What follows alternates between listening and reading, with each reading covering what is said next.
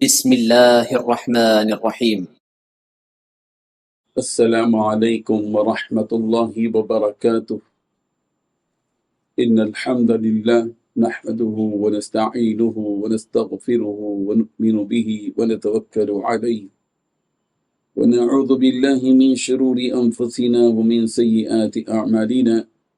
من يهده الله فلا مضل له ومن يضلله فلا هادي له، ونشهد أن لا إله إلا الله وحده لا شريك له، ونشهد أن سيدنا ونبينا ومولانا محمدا عبده ورسوله.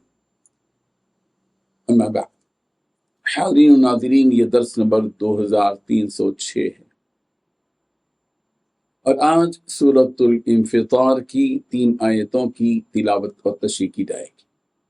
آیت نمبر 17 تا 19، 17 to 19۔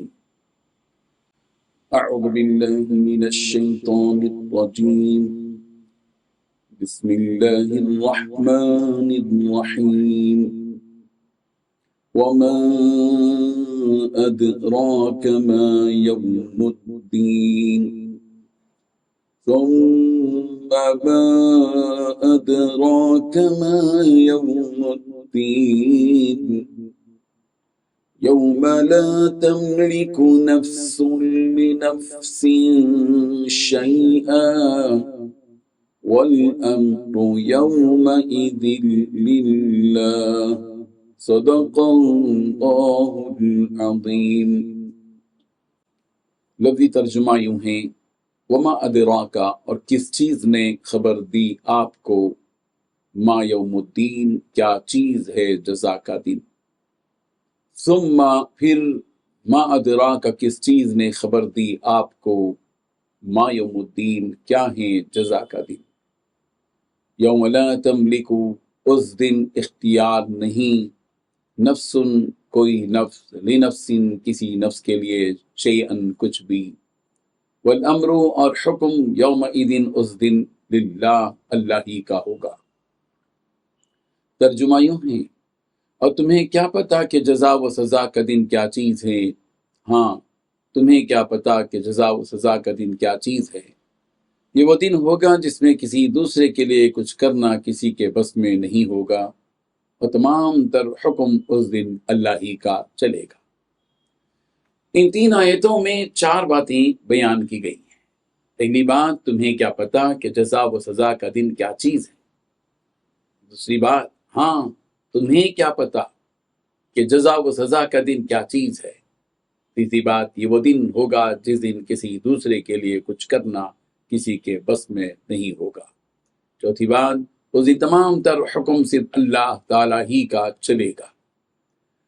بزرگان محترم، ان آیتوں میں اللہ تعالیٰ ان نافرمان کافروں اور مشرکوں کو آخرت کی ہولناکی سے ڈراتے ہوئے فرما رہے ہیں کہ جس جزا و سزا کے دن تمام بندوں کے اعمال ان کے سامنے ظاہر کر دیے جائیں گے، اور پھر انہیں ان کے اعمال کے مطابق بدلہ دیا جائے گا، تو اس دن کے بارے میں تمہیں کچھ پتہ بھی ہے کہ وہ دن کیسا ہولناک اور لرزہ دینے والا ہے۔ پھر دوبارہ یہی سوال کیا جا رہا ہے تاکہ اس دن کی سختی اور شدت کو بیان کیا جائے۔ چنانچہ فرمایا، ثم ما ادراک ما یوم الدین، پھر تمہیں معلوم ہے کہ جزا کا دن کیا ہے۔ ہاں، اسی دن کی تمہیں کچھ خبر بھی ہے کہ وہ دن آخر کیا ہونے والا ہے اور کیا حالات تمہارے سامنے پیش آئیں گے۔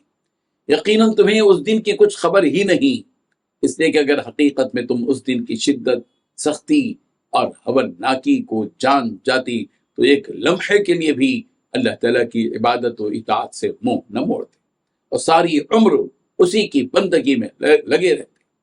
اس رب کی عبادت سے تمہاری یہ غفلت بتا رہی ہے کہ تم اس دن کے انجام اور اس کی سختی سے ناواقف ہو۔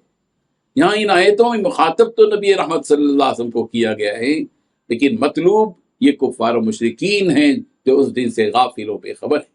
اس کے بعد اللہ تعالیٰ ہی اس دن کی چند جھلکیاں ان مشرکین کے سامنے ظاہر فرما رہے ہیں کہ اس دن کیا ہونے والا ہے۔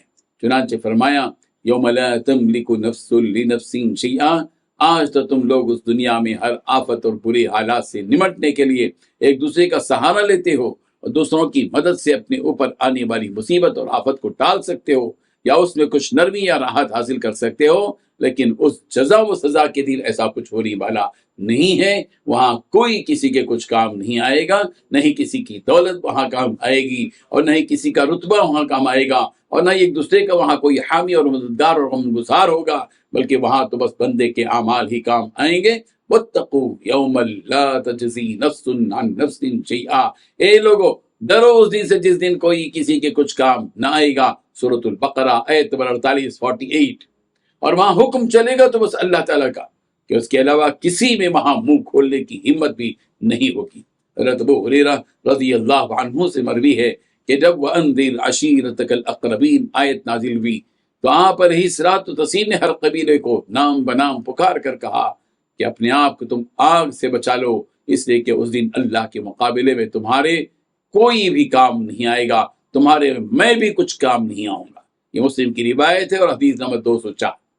لہذا آپ سوچ لو کہ جس رب کی تم یہاں نافرمانی کرتے جا رہے ہو، کل تمہیں اسی کے سامنے ٹھہرنا ہے اور پھر وہی تمہارا فیصلہ کرے گا۔ اب جو زندگی بھر اس رب کا نافرمان بن کر رہا ہو تو کیا وہ رب اس دن اسے معاف کر دے گا؟ نہیں، ہرگز نہیں۔ تو پھر اب بھی وقت ہے، اس بات کو سمجھو اور اپنے گناہوں سے توبہ کر کے اس رب کی جانب لوٹ آؤ تاکہ اس دن کی خبرناکی اور عذاب سے بچا لیے جاؤ۔ اللہ تعالیٰ ہم سب کو ان حقیقتوں کو سمجھنے کی اور آخرت کی تیاری کرنے کی توفیق عطا فرمائیں۔ آمین وآخر دعوانا ان الحمد للہ رب العالمین۔ ڈیلی درس قرآن کو سبسکرائب کیجئے، اپنے تاثرات اور مشورے ارسال کیجئے اور اپنے متعلقین کا گروپ بنا کر انہیں روزانہ درس قرآن بھیجئے اور اجر و ثواب پائیے۔ جزاکم اللہ خیر۔